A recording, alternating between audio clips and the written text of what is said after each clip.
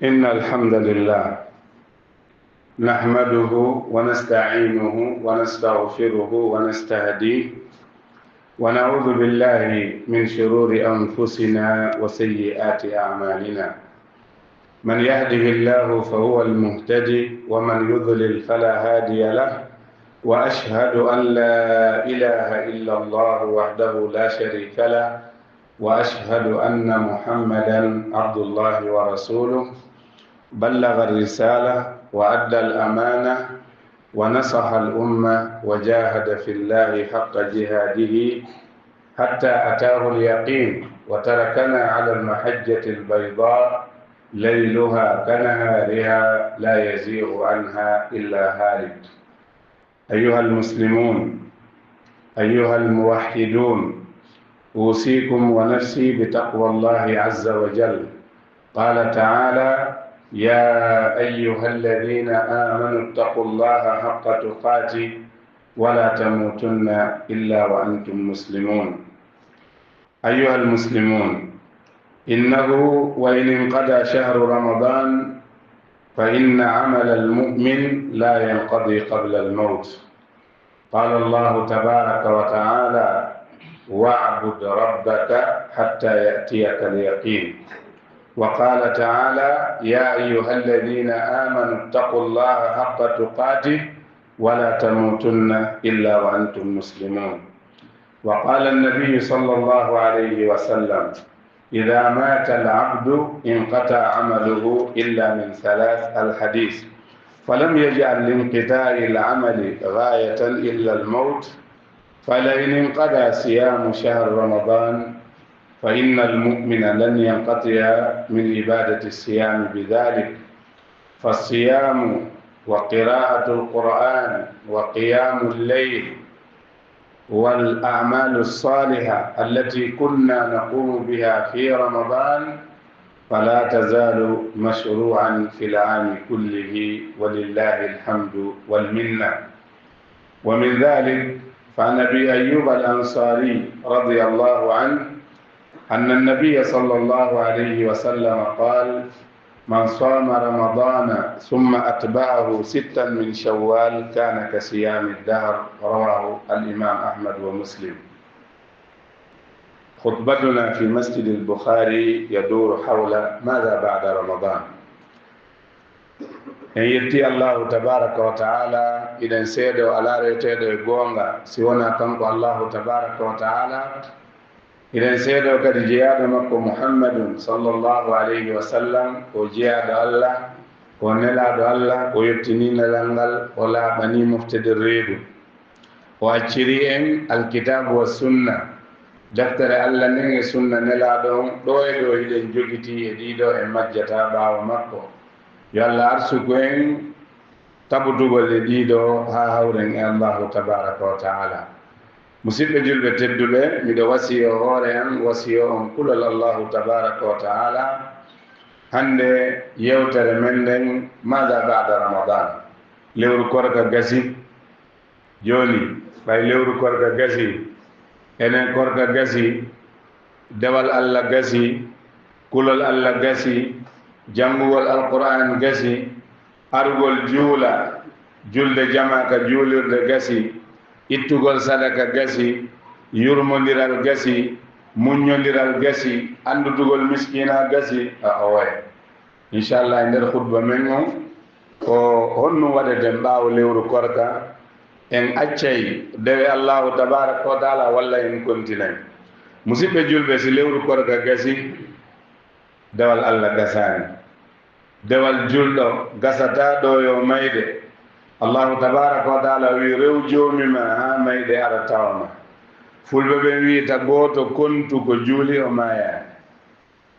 wata limugo julɗa, mi waɗi ɗum ɗo, mi wori sumaye, mi hajji, mi waɗi umra, mi waɗi a mayani. an kontintan wa'bud rabbaka hatta yatiyaka al-yaqin. Allahu tabaraka wa taala o noddi gonɗinɓe Allah, o wi hule Allah no hanira hulirede noon, wata on may tawoyon Allah si wona hara ko on julɓe jebbiniɓe. nelaɗo kadi sallallahu alayhi wa sallam ɓe maaki si yehi ha jeyaɗo on o feƴƴini, o sankima, o fatige, haray golle makko taƴi bimana sen jangi alquran en jangi sunna en taway alquran holli en koyen rew Allah ha mayde ara nelaɗo kadi sallallahu alaihi wasallam holli en golle julɗo gasata tanki o mayani so maayi noon aray golle ko gollayno fof darike ha heddo geɓe tati sadaqatin jariya aw ilmin yuntafau bihi aw waladin salihin yad'u lah haray siɗa accuno sadaqa jariya wono masjidul bukhari madrasatul bukhari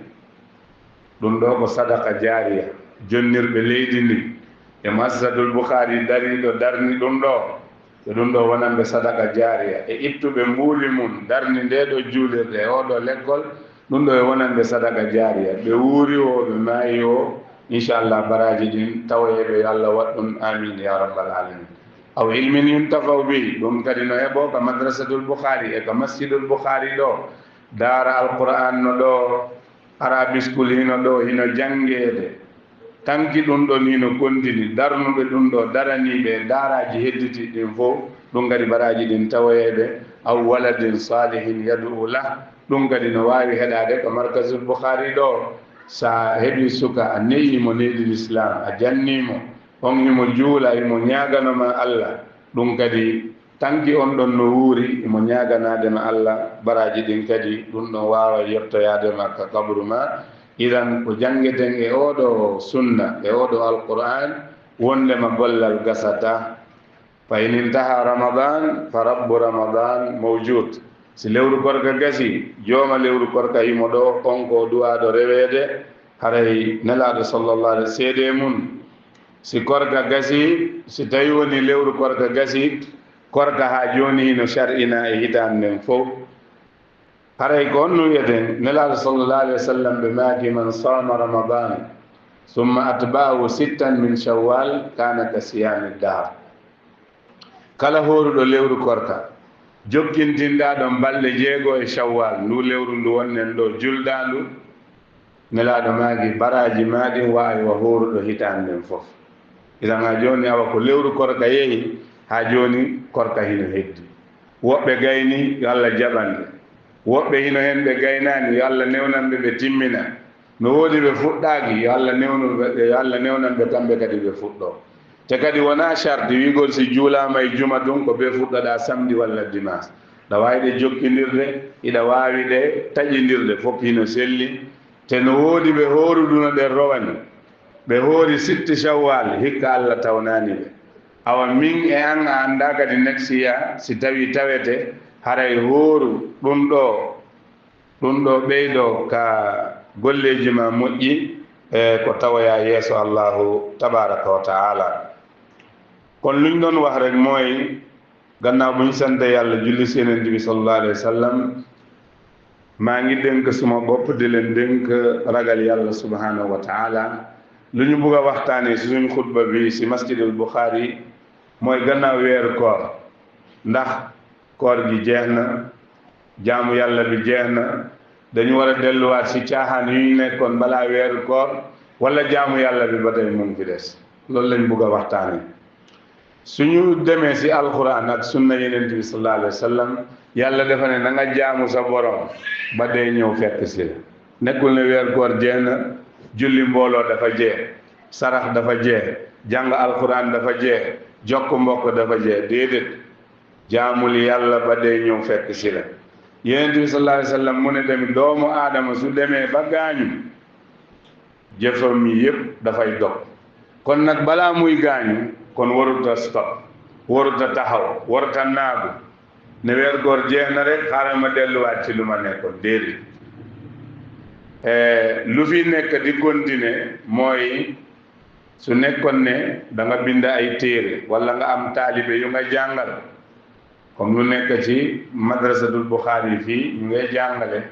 loolu da ngay gis ne ñu taxawee loolu ñu ngi dund wala ñu ngi gaañu incha allah tiyaaba bi na leen fekk su nekkee da nga tabax juma bu mel nii tamit noonu sadaqa jaariya wala nga bàyyi njaboot bu baax nga yar leen ci yarin islam ñu lay ñaanal loolu tamit na la fekk kon luy wone ne ba tey koor gi mu ngi fi des weeru koor moo dem waaye koor gi mu ngi fi Yonent bi sallallahu alayhi wa sallam mu ne képp ku nga xamante ne oor nga weeru koor nga toftal ci or juróom benn fan ci weer bi weeru shawwal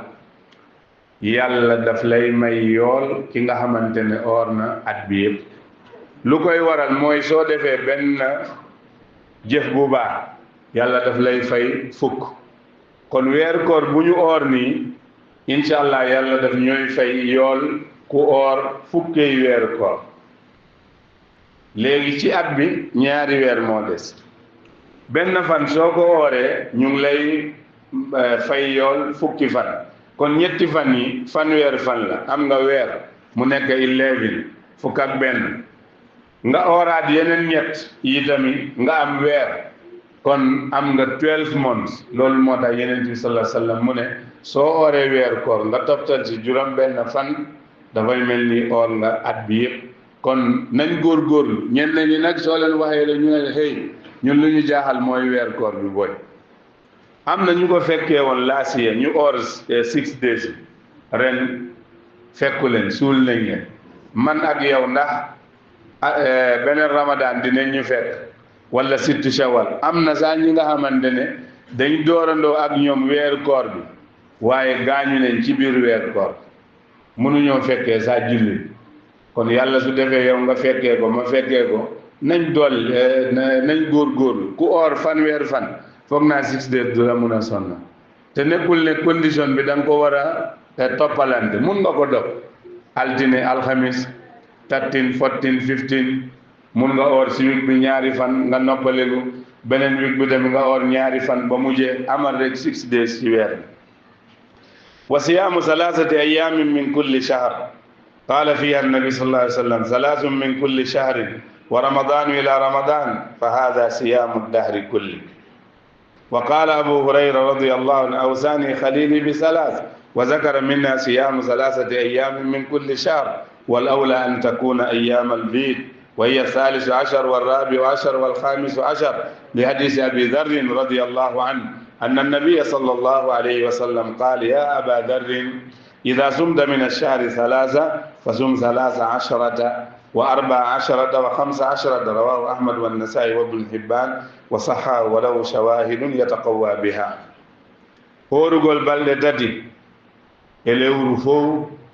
ɗum ha joni no heddiɗo o lewru korka yeyi kono korka dewal korka ha joni no heddiɗo. ɗum noon horugol balɗe tati si wawi wonde 13 14 15 ɓuuri moƴƴude ayyamul bid. ko waɗi noon hadisaji ɗin goɗɗi ɗin firay ɗiya. nelaɗo sallallahu alayhi wa sallam yamiri ɗum abi hurayra, o yamiri ɗum kadi abou zar, o wisida horude e lewru ndum balɗe tati, horu ñande 13 lewru islam, lewru ɓale wiyeten weer séri arana lebbi porto ɗin. idan o wisida horude horu 13 14 15. kon batay koor gi mu ngi fi des, jaamu yàlla ci koor batay mu ngi fi des, or ñetti fan ci weer bu nekk. loolu soo ko defee tamit ngay or weeru koor dafay mel ni or nga tamit at bi yëpp. ngir ne su nekkee or nga weeru koor ñu fay la si fukki weer, alhamdulillah. weer bu nekk yaa ngi fay am ñetti fan, te ñetti fan yi wax nañ ne fan bu nekk fukki fan lañ lay fay. dafay mel ni weer bi yëpp or nga ko, kon dafa mel ni yow at bi yëpp yaa ngi koy or. kon loolu tamit weer koor moo dem, waaye jaamu yàlla jaamu woo ko koor ba tey mu ngi fi des incha allah. boobu tamit ci sunna yi la bokk. wa an nabi sallallahu alayhi wa sallam annahu su'ila an sawmi yawmi arafa fa qala yukaffiru sanata almadiya walbaqiya rawahu muslim. ha joni korkano heddiide horugol ñalngu arafa, ɗum woni ñande 9 tabaski julde donki, ñande hajjiyanko ɓen dari arafa, wonande mo hajjali e nden hitande ɗon o daraki arafa no jeeya e sunna si ala ngantu hoora nden ñande. ɓay noon woni ko jama waray no waɗi busy ka wanterji e programme affaire julde nden, yimɓe ɓuy horata nde ñalade. te nelaɗo sallallahu alayhi wa sallam ɓe landama ko wonnum e baraji woni e horugol masalan yani ñalngu arafa nelaɗo maaki allah yafandoma bakkatu hitande yawtunode e ko heddi e hitande ko walla hitande yawtunode e hitande wonde arde no ñallal goota idan ɗum ɗo kadi wona e lewru korka woni kono ko dewal allahu tabaraka wa taala iɗen rewiramo kaɗo korka kono batay korgi mum fiɗes moy heure besu arafa yonent bi sallallahu alayhi wa sallam dañ ko laaj lan moo nekk tiyaaba ci or bésu arafa yonent bi sallallahu alayhi wa sallam mu ne dañ lay jéggal bàkkaar at bi passé woon ak lu des ci at bi wala at bi passé woon ak at bii di ñëw nga or benn fan ci juróom-ñenenteel fan bi ci weeru tabaski ki nga xamante ne demuloo aj taxawuloo arafa sunna la nga or bés boobu kon loolu tamit ba tey koor gi moom fi des kadalika hunaka siyam yawma ashura suila an siyami yawmi ashura fa qala yukaffiru sanata almadiya haray kadi hoorugol ñande sappo jombente ɗum kadi ko korka nelaɗo maaki mo hoori ñande sappo jombente allah subahana taala yafantomo bakkatu hitande yawtu noon nden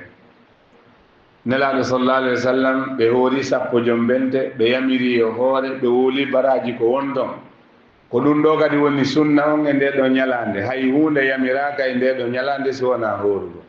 wona juldere na ñowgol coñci salmodira mottodira ka juulirde e wiya janɗoto inde allah juula waɗa duwa yaltina sadakaji ɗum ɗo fof wona ko yamira nelaɗo hooru ñalande nden te ñalande nde nelaɗo hoori ɓe yamiri e hoore nden wata wonde juldere hay si tawi noon woni en fini en tawiɗen ɓe wiya julde e jombente kono wona juldere ko ñalande hooretende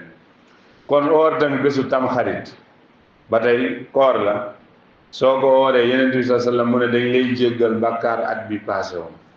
kon ñu góorgóorlu weer koor moo dem waaye koor gi batay moom fi des te loolu moo nekk sunna bi wa kadalik suila an sawmi yawmi lisnain fa qala dhaka yawmun wulidtu fii wa yawmun buistu fii aw unzila alayya fii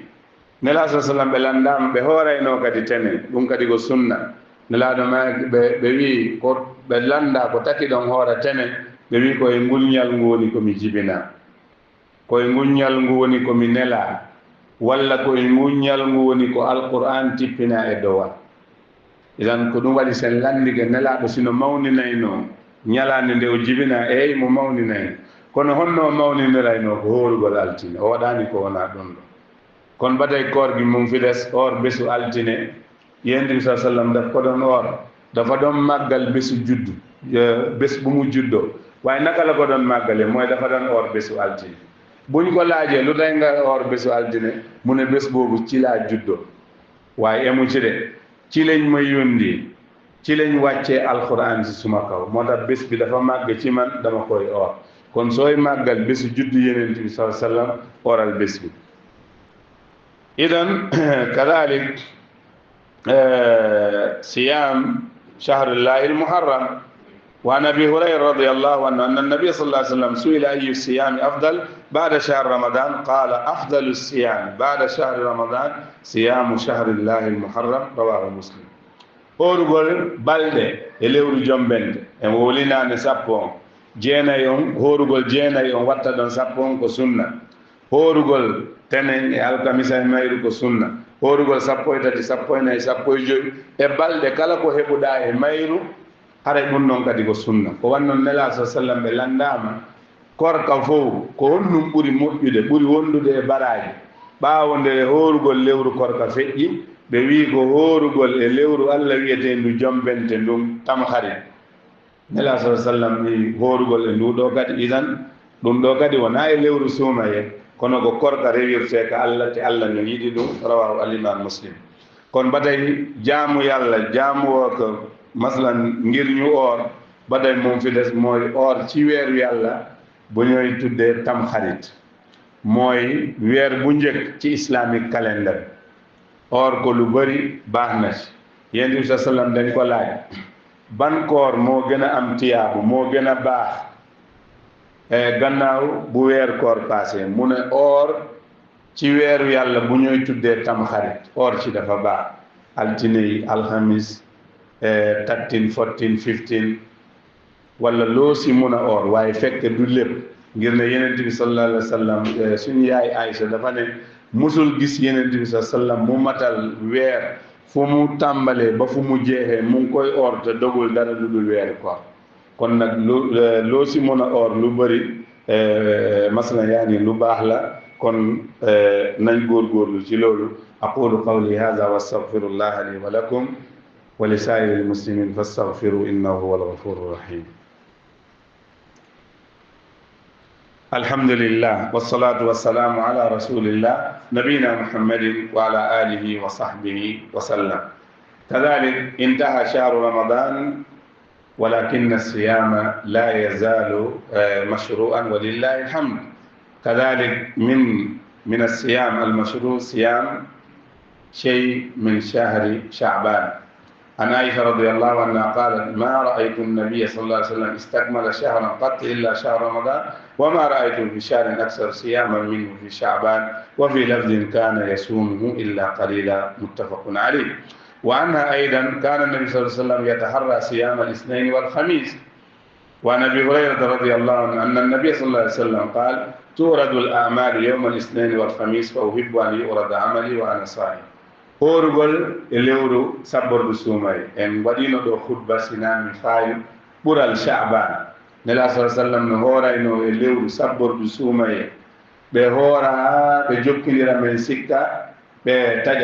taja kadi ha men sikka be jokkindirta no nene men Aisha wiri non be meeda yiwde nelaɗo no timmini horugol lewru kandu fuɗɗi ha kandu lanni si wona suumaye sabbordu suumaye ɓe horayno e mayru ha heddo balɗe seeɗaji horugol kadi tenen kadi may alkamisa tenen en wooli tenen e alkamisa ko golla e nder yontere nden kono weeɓitane allahu tabaraka wa taala nelaɗo maagi miɗo yiɗi yo golle an ɗen nde no weeɓitane allah tawa miɗo hoori haray musidɓe julɓe si tawi yani wala in inqada qiyamu shahr ramadan fa inna alqiyama la yazalu mashru'an walillahi alhamdu kulla laylatin min layali sana sabitan min fi'li rasulillah sallallahu alaihi wasallam wa qawli haray ɗen waɗayno naafilo salatu tarawih naafilo ɓaawo geeƴe ɗum noon ko suumaye tum kono immagol jemma juula ɗum hino shar'ina wona e lewru korka ɗum qiyamul layli waɗete nelaaɗo sallallahu alaihi wasallam ɓe immotono ɓe daroɓe juula ha koyɗe maɓɓe ɓuuta ɓe wiye ko taki hiɗon tampina hoore mum allah yafanike on ko bonnuɗon e ko on bonnaɗi nelaaɗo maaki afala akunu abdan shakuran kanami yiɗa wonde jeyaɗo yetto allahu tabaraka wa taala nelaaɗo sallallahu alaihi wasallam kadi ɓe maaki hadis kono yo yimɓe sakite salminago hakkude mum ñammine ñaamete idan okkorgol yimɓe ñaamete wona e suumaye tan jokke jokkere enɗan wona e lewru korka tan juule jemma tawa yimɓe ɓen no ɗaani naaton aljanna e kisal ayuha nnas afshu salama wa atimu taama wa silu l arham wa sallu billeyli wannasu niyamun tadkhulu ljannata bi salam haray musidɓe julɓe tedduɓe nelaaɗo maaki ko ɓuri moƴƴude e julde fof ɓaawo farilla on ko julde jemma idan en addi juulugol jemma ɗum wona e lewru korka tan woni ko haaɗi allahu tabaraka wa taala si jemma on feccama pecce tati feccere sakkitinde nden allah no jippo o wiya ko hombotorotolam mi jaabinanamo duwa on ko hombotorotolam mi okkamo ko woni e toraɗe kon ko hombo woni e yaafinade e am bakkatuji makko mi yaafanomo idan ɗum ɗo kadi imo hadis onno ka bouhari e muslim haray ɗum ɗo kadi e jemmaji ɗin fof haray sunanu rawatib e darɗe nayyi aɗa fana darɗe ɗiɗi ɓaawo mum darɗe ɗiɗi ɓaawo futuro darɗe ɗiɗi ɓaawo geeƴe darɗe ɗiɗi aɗa subaka nelaaɗo maaki mo juulani allah jemma e ñalorma e julde naafilo sunanu rawatib darɗe sappo e ɗiɗi allah mahanaymo suudu maslan ka aljanna haray ɗum ɗo kadi duumoɗen e mum juulugol julde jama ka juulirdaji duumoɗen e mum janngugol alqur'anul karim duumoɗen e mum nelaaɗo maaki mo janngi harfeere wootere e ka alqur'an allah hokkaymo e harfeere fof baraji sappo ɓe wi mi yaali alif lam mim ko harfeere kono alif on ko harfeere lam on ko harfeere e maslan mim on ko harfeere haray dal ka raɓɓinɗingol ramadan ko arno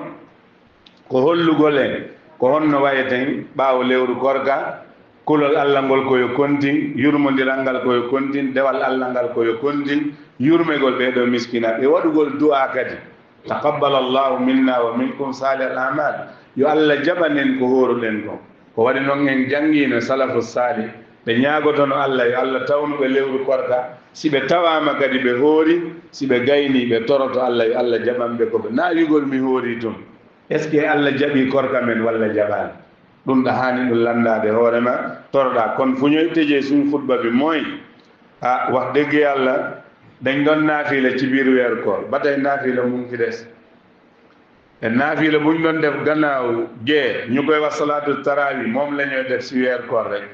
wala di ut guddi laylatul qadr waaye ba tey jóg guddi di naafila ba tey mu ngi fi des yonent bi sallallahu alayhi wa sallam dafa ne julli lu gën gannaaw farata mooy jóg guddi di julli yonent bi sallallahu alayhi wa sallam daf ko santaane kon loolu yonent bi sallam daf ko doon def ba tànkam yi di niir ñu ne ko yow lu tax ngay sonnal sa bopp te yow yàlla jéggal na la lu nga def ak lu nga deful mu ne xanaa man bugguma nekk jaam bu nga xamante ne dafay sant boromam kon nañ ci góorgóorlu nu ko yonent bi sallallahu alayhi wa sallam waxee julli tamit mbooloo bu ñu wax ne jàkka yi fu nekk ni mu ngay wéet nañu sax di takku ci julli ci mbooloo ñu ñaan yàlla tamit subhanahu wa ta'ala mu nangul luñ ko doon jaam ak naafila yi ñooy def balaa julli farata ak gannaaw julli farata nañ ci takku tamit ku jullil yàlla 12 raka naafila yàlla daf lay tabaxal kër masla yan ci àjjana yàlla nañ ko yàlla defal kon jàng alquran bi tamit nekkul ci weer koor rek soo jàngee benn xaraf yàlla daf lay fay fukki tiyaaba yonent bi sallam mu ne waxuma alif laam miim benn xaraf la alif bi xaraf la laam bi xarf la miim bi tamit xarf la kon daal ci gàttal ku doon jaamu yàlla ngir weer koor dem na waaye ku doon jaamu yàlla ci weer koor ku moom weer koor moom weer yi si des man kaana yaabudu ramadan fa inna ramadan qad intaha wa man kaana yaabudu allah fa inna allaha hayyun la yamut kon ñu ngay ñaan yàlla subhanahu wa taala fitna yi jóg ci àdduna bi yàlla na ko yàlla fay Gambie fii tamit yàlla na fi yàlla def jàmm ñu wax jàmm ñu yéene jàmm ñu dox jàmm ñu yéene leen te jàmm sooy bind di wax ci social media waxal lu nga xamante ne dafay indi jàmm ngir ne soo bëggee taal réew mi ci soo taalee kër gi te ci biir kër gi nga nekk kon suy lakk tamit soo moytul yow tamit di nga lakkaale kon yàlla nañ yàlla defal jàmm rabbana taqabbal minna innaka anta samiul alim wa tub alayna innaka anta tawwabur rahim allahumma taqabbal minna siyamana wa qiyamana wa ruku'ana wa sujudana wa tahajjudana wa sa'ira ta'atina allahumma a'id alayna shahra ramadana a'waman adida وأزمنة مديدة يا رب العالمين اللهم صل على محمد وعلى آل محمد كما صليت على إبراهيم وعلى آل إبراهيم وبارك على محمد وعلى آل محمد كما باركت على إبراهيم وعلى آل إبراهيم إنك حميد مجيد اللهم اجعل دولة غامبيا آمنة مطمئنة سخاء رخاء وسائر بلاد المسلمين اللهم جنبنا الفتن ما ظهر منها وما بطن اللهم آمنا في أوطاننا وأصلح أئمتنا وولاة أمورنا اللهم احفظ بلاد الحرمين وجميع بلدان المسلمين اللهم أطفئ الفتن والحروب في بلدان المسلمين يا رب العالمين اللهم آمنا في أوطاننا اللهم احفظ بلاد الحرمين الشريفين يا عزيز يا غفار يا رب العالمين سبحان ربك رب العزة عما يصفون وسلام على المرسلين والحمد لله رب العالمين قوموا إلى الصلاة يرحمكم الله